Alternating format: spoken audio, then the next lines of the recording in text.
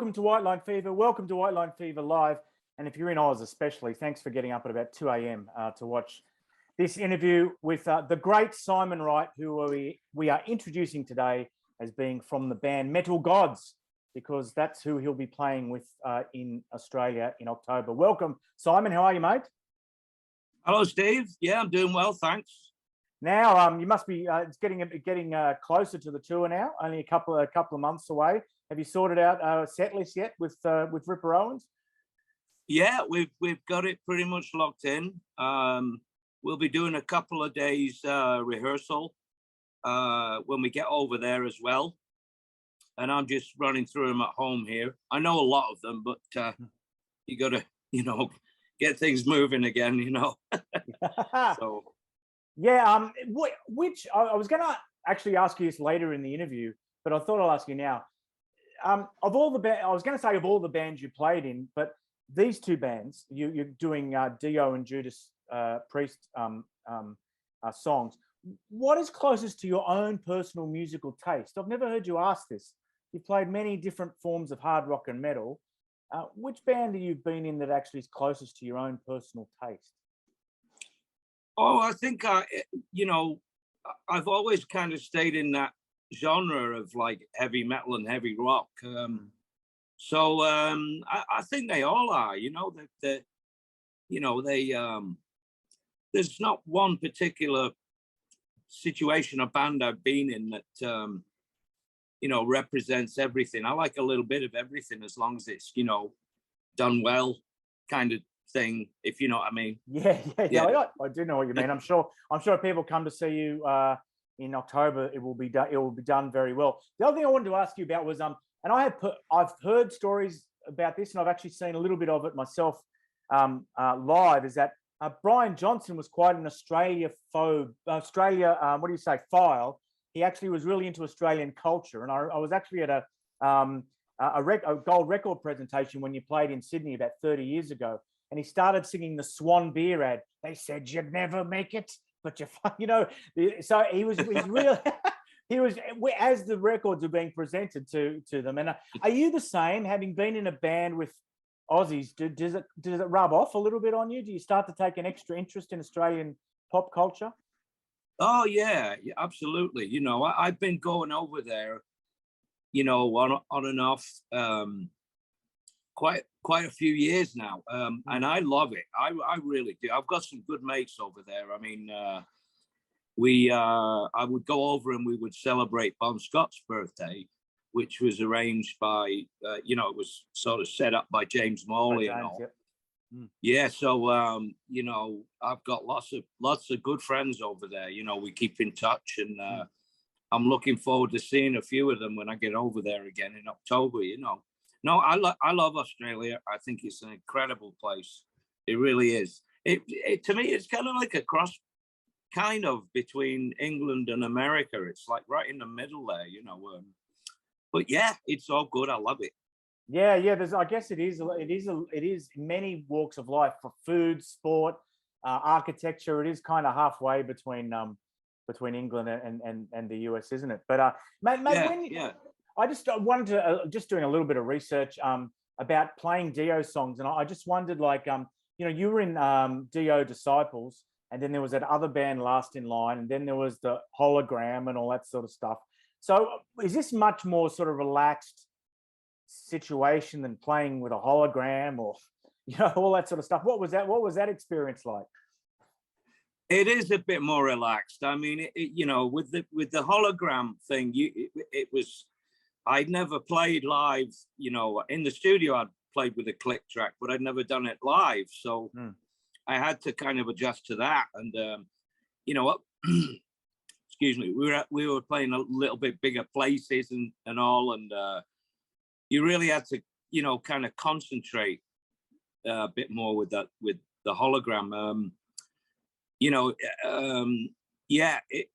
It was a case of, people sometimes ask me, well, what was it like? Could you see Ronnie and stuff? And it was like, I really couldn't, see him because I was concentrating so much on getting the music right with the click and all. So the band could sort of follow me, And then I guess it was more like being in a musical than a rock concert. It's like being, you know what I mean, so tightly sort of choreographed and so strict, you know.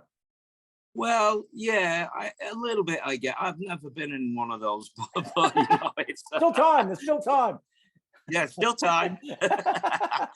But no, it was a little bit like that because you can't, you know, you can go off the click a little bit and get back to it, but you've really got to pay attention to what's going on, you know, because there were, excuse me, there were counts when you came in and certain counts, and because some of the songs were medleys, so they were like little endings, and then it would start up on some other song again. So it's that kind of thing, you know. You had to concentrate. Yeah, and I guess we'll have our first song for the listeners soon. But I guess also, you know, it was just after Ronnie died, and there was 2 versions of the band, and there was a war of words in the press, and so it's a bit more. I don't know whether that affects you at all, but I mean, is that become a bit of a drag for you or not? Yeah, I think we all thought it was a bit of a drag. You know, I mean, there's just no real need for that. You know, they obviously knew Ronnie and stuff, and we knew Ronnie, and it's just, you know, it was just silly, really. But we just got on with it and did what we were doing, and they were doing what they were doing. So yeah. And you're you haven't told us the set list, and we want to keep it for a surprise anyway for the viewers and listeners. But 6 records with Dio, including a live record. Is that right that you're involved in? Is that so? That sounds about right. Yeah. So do you will it be material from that sort of period, or is it just the whole Dio sort of, you know? Oh, it's it's a lot of the Dio classic songs, and we're throwing in some Black Sabbath there, I think, or are we? Yes, we are. I got it on the wall there, and there's some Rainbow in there too. So it's a big mix of stuff, and then there's the pre-stuff as well. What's it like to play Holy Diver on drums? Is it a? Oh, it's a great song. Yeah, it's got. When I remember I first, you know, the first time I heard it, I was like, you know, wow, you know, it kind of had a life of its own. It kind of started a new sort of genre, you know, with the chugging and the rhythm of it. I've never heard a song like that. Heaven and Hell, the song Heaven and Hell was a little bit like that, but Holy Dive is a little quicker, I think. But it's a blast. All of the songs are. I really enjoyed, you know, playing Dio material. He wrote some incredible songs. Hello, everybody. Welcome back to Whitelock TV if you're listening, and thanks for not turning us off if you're watching. I'm back with Simon Wright, who is going, depending on where you are, to Australia in October to play in Metal Gods with Ripper Owens. And now, you obviously get asked about AC/DC all the time, and you get asked about Dio a lot. Not so much about some of these other bands you're in, and I know Eddie Trunk asked you about UFO because he's a massive UFO fan. But UFO's last ever gig is coming up, and we actually went to Paul Raymond's very last ever show. Like, a couple of days later, the news came through. So, has there been any talk of all the old members getting together or doing anything special for the very end of UFO? No, I haven't heard anything. I do keep in touch with Phil Mogg. He messages me now and again, which is nice. No, I don't know. I haven't heard anything about that. You know, it's yes, it's unfortunate of the members that have left us. You know, Pete and Paul and Paul Chapman as well. I mean, it's it's quite a string of losses there. That's unfortunately, you know. But no, I haven't heard anything about that from Phil. How do you look back on sort of UFO's legacy? Because everyone who's kind of loves rock and roll, loves hard rock, heavy metal, you know, they're a seminal band. But then outside that bubble, we all thought they should have been bigger, didn't we? You know, did you get any insight into that? Were they just too good, really, that they didn't just do one thing well? They did sort of lots of things well, didn't they? You know. I don't think they really gelled on that. I mean, you know, dwelt on it. So yeah, it was just a great gang on the road there when I was involved. I think I was there for about 3.5 years, something like that. Yep. And it was all the original members and little on me. So it was it was an incredible time. I love those guys. I mean, we had some fantastic laughs and played some great shows. But no, I think you're right. There was something that just didn't sort of follow through, and they didn't capitalize on it or to make themselves a bigger, I guess is the word, than they are or were or whatever. Yeah. But and it's a shame because there's such great songs there with them. I mean, they've got such a great catalog. Yeah. Even some of the most recent albums they've done are really good. So it's just one of those things. It's a phenomenon. Very good.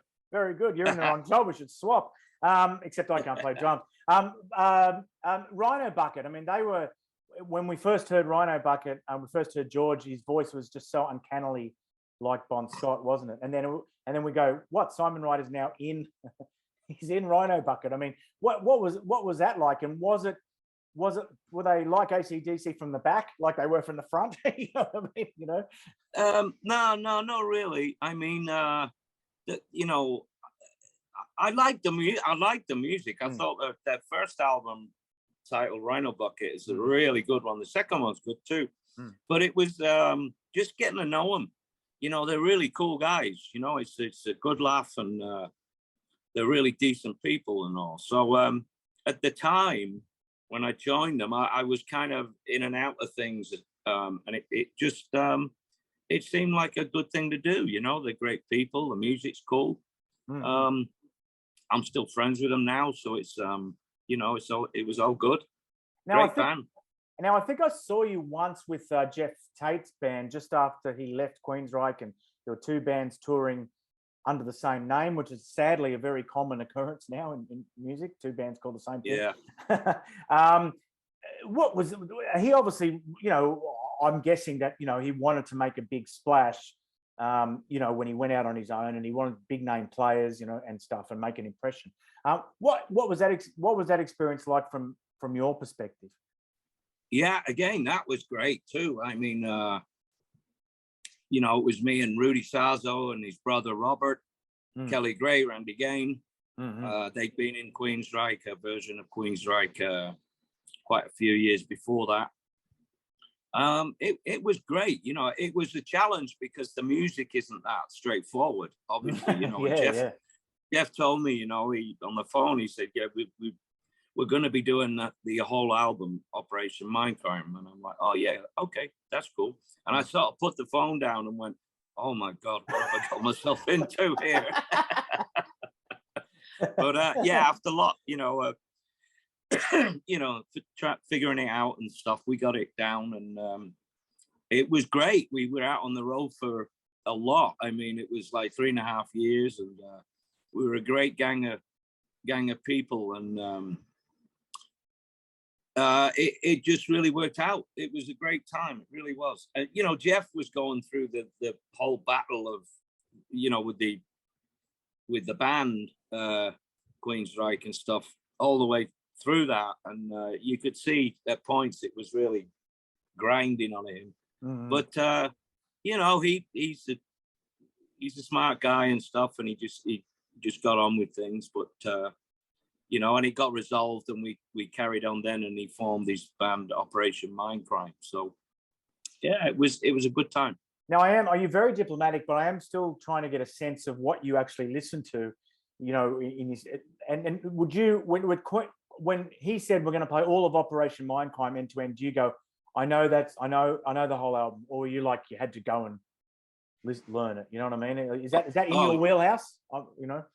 Operation Mindcrime.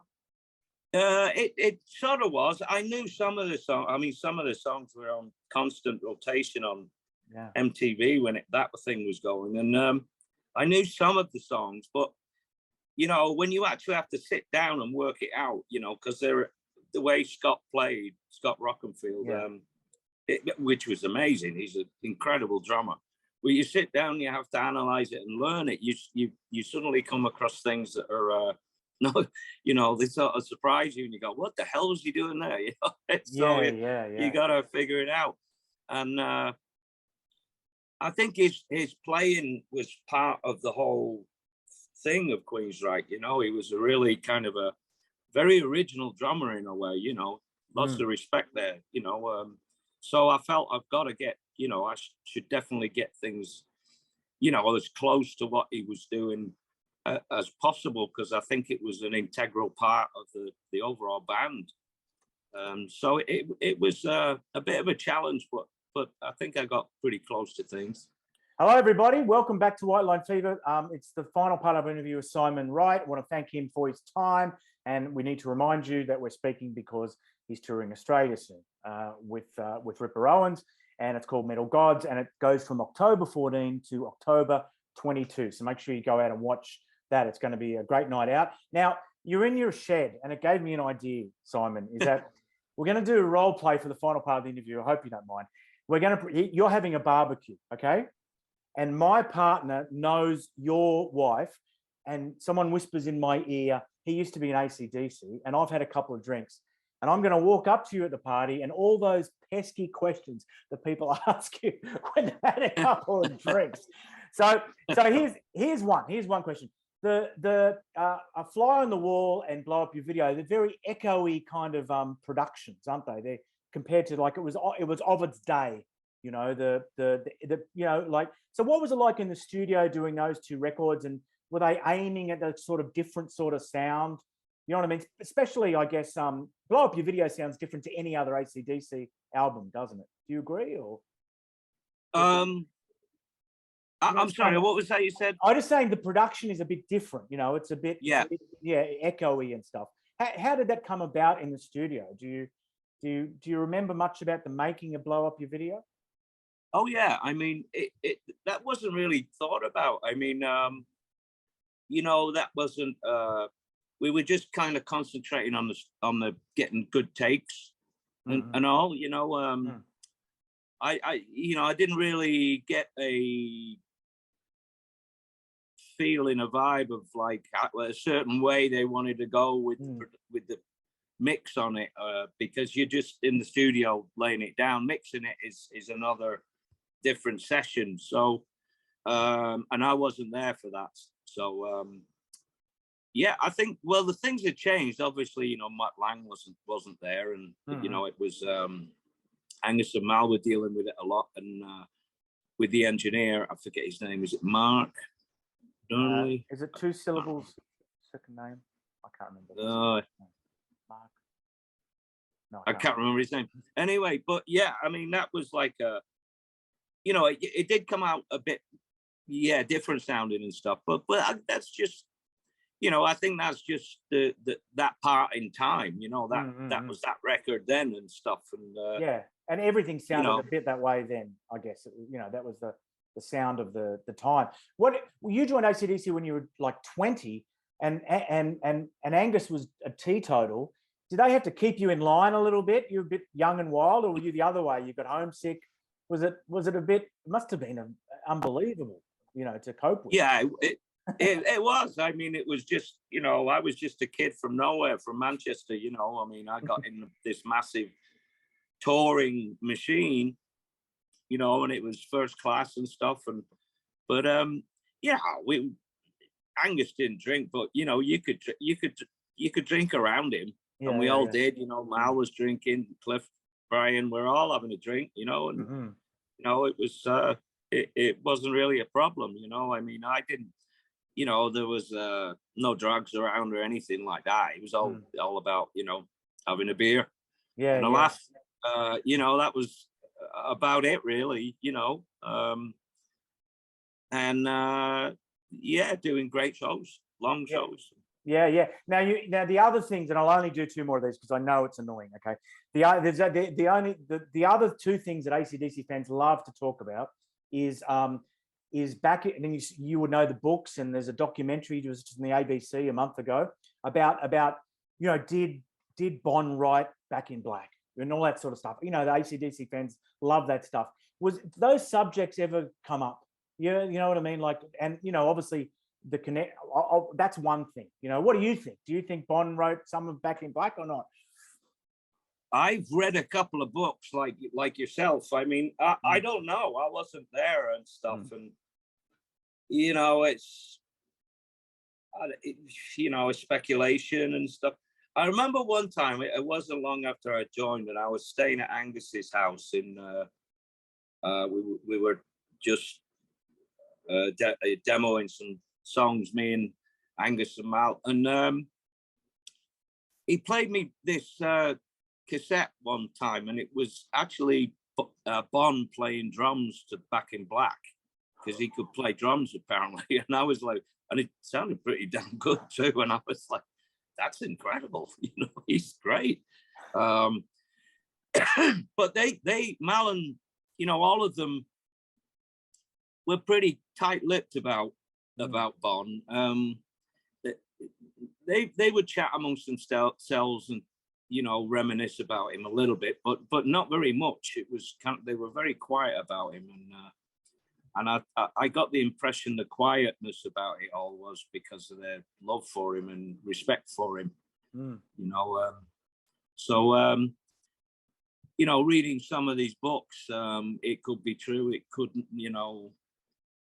How Bon passed away too is a whole. That was my next question, because you had that connection with Pete Way. Pete Way, who was there that night, and so you've been in a position to probably find out more than most people. The connection, you got a connection.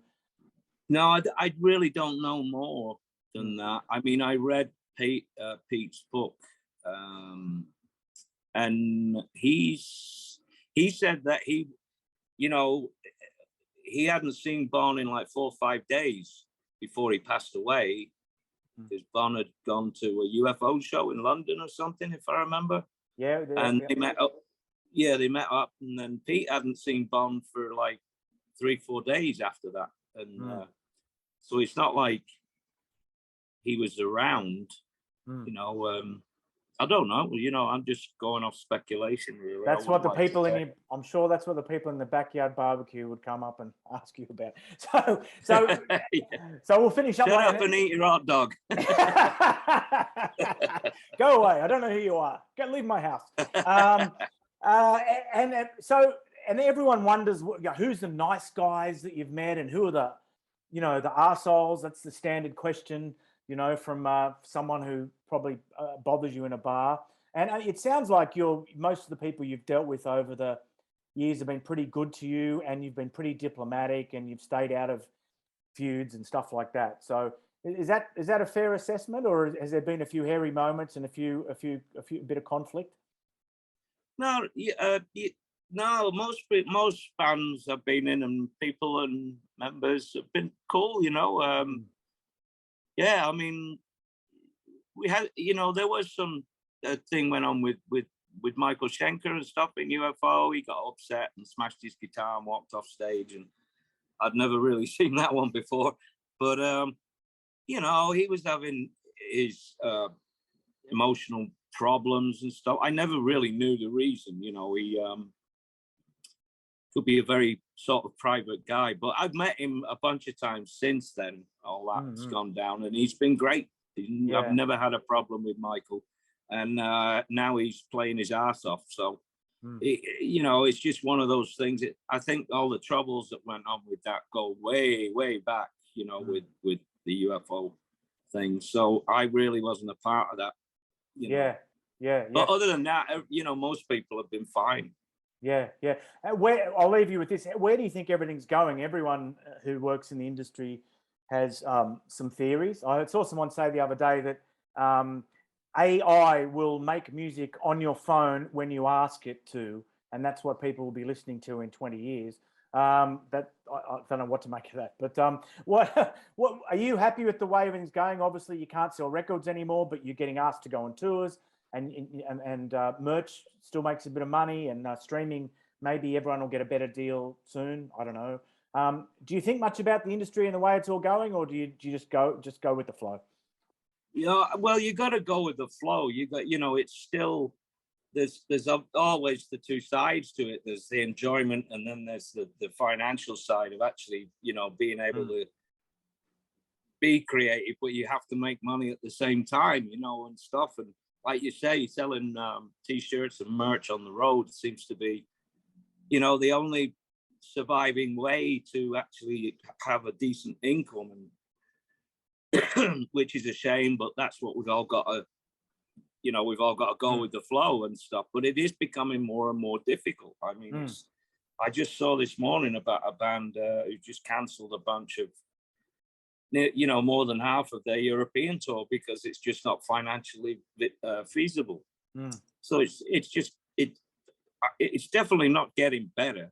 It's definitely getting a little worse. So hopefully it'll just flatten out and it'll start making sense again for bands to be on the road. I mean, there's a lot of bands on the road right now. I mean, we've come out of that COVID crap, and everyone's raring to go. So it's that's good. I did ask, and I know I said that was the last question. This is the last question. I did ask James Morley, do you think that there's going to be, when AC/DC stop touring, there's going to be a mantle to be inherited? So just the same as what Jeff Tate did to try to assemble every ex-member he could. Do you think there's going to be a moment where one band is going to inherit the kind of mantle of AC/DC? So, someone was going to try to assemble a lot of ex-members and try to do it big. Do you see that, or do you think it'll just fade? Because obviously that's what happened with Dio Disciples and Last in Line, and it could conceivably happen with AC/DC, couldn't it? That there'll be a fight over the... I don't know. I know, obviously Cliff said it, he's retired, I guess. I don't know if they're going to tour... what was the album? Power Up? Power Up, yeah. I haven't heard anything about going out and touring that. It would be great if they did. It's, we're all getting on in years, and Angus has suffered a massive loss with losing his brother. But I wouldn't think that there would be any spin-offs. I just don't get a feeling of that with those guys. Stevie's in there and stuff, but I have a feeling if I don't know. I mean, if he did something, I think it would be a little bit like AC/DC, but it wouldn't be exactly like it. It wouldn't be a sort of a spin-off, I don't think. Yeah. But I hope they go out, maybe one more time or so and give it a shot, or even 2, 3, 4, 5 times. I don't know, Yeah, I guess that's the good thing about him being so young when it started, that he's still got some legs, Angus, hasn't he? So let's hope we see them go out more than once. It'll be awesome, and I think they do massive business. Mate, it's been a pleasure talking to you. I tried to balance new stuff and old stuff, but you know how it goes. Sometimes you drift too much back to the old stuff. I apologise for that, but enjoy your trip to Oz. Have some Thanks, mate. Have some Coopers and Vegemite and all that sort of stuff.